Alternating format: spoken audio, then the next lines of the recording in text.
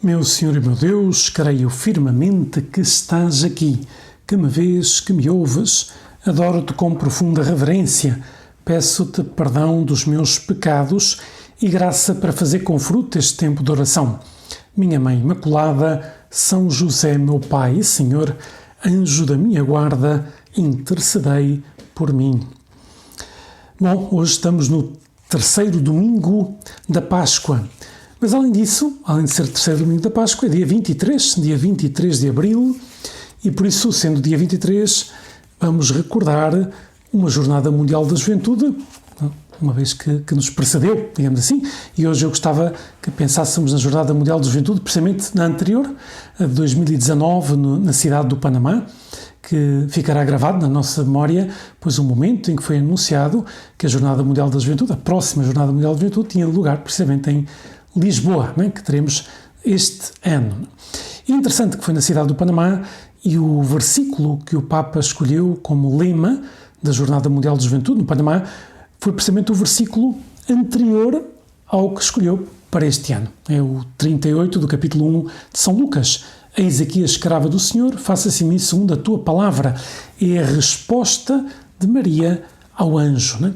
E depois o versículo que é o lema da Jornada Mundial da Juventude na nossa, agora em Lisboa, em Portugal, é naqueles dias levantou-se Maria e foi com pressa às montanhas a uma cidade de Judá. Né? Exatamente o versículo posterior, é o número 39. Né?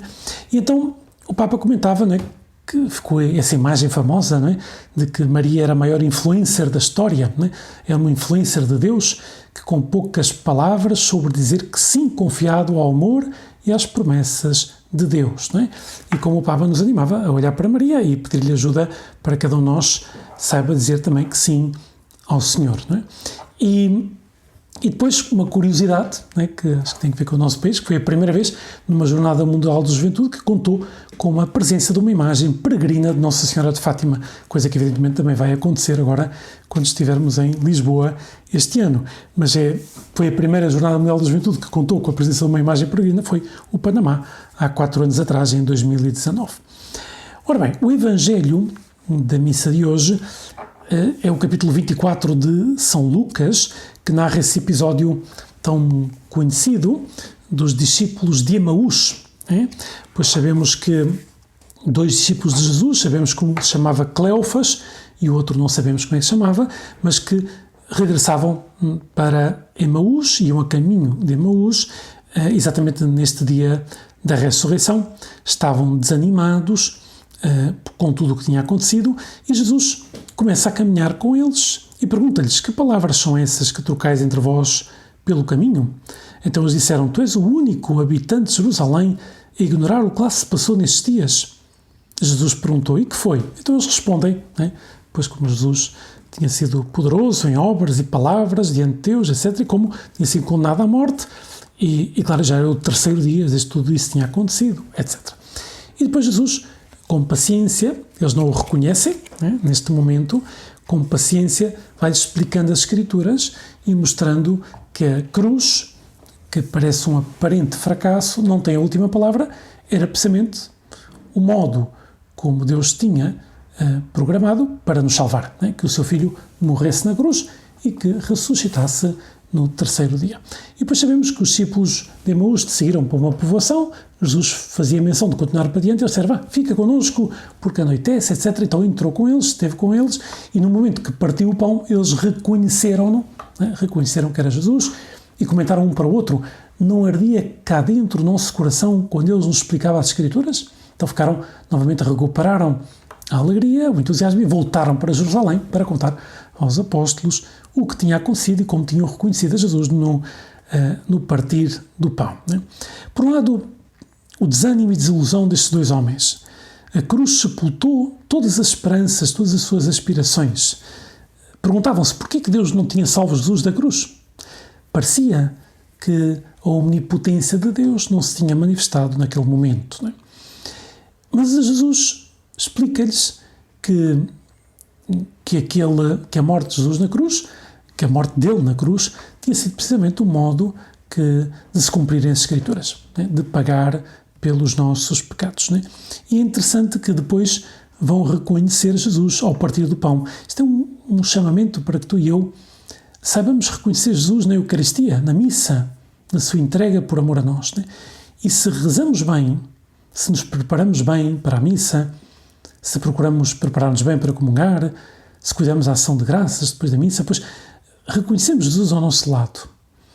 E tu e eu, repara, às vezes nos acontecem coisas que não compreendemos, coisas que nos fazem sofrer, que nos tiram a paz. Esse é o momento, Senhor, de dirigir-me a Ti e, na minha oração, perguntar, Senhor, porquê é que permites isto? E às vezes não vem uma resposta, mas vemos a mão de Deus por trás. E, sobretudo, percebemos como é que Deus quer que a nossa reação, né, diante desta dificuldade, daquela outra. Jesus diz, confia em mim, pede-me ajuda. Né? E necessitamos encontrar o Senhor, né?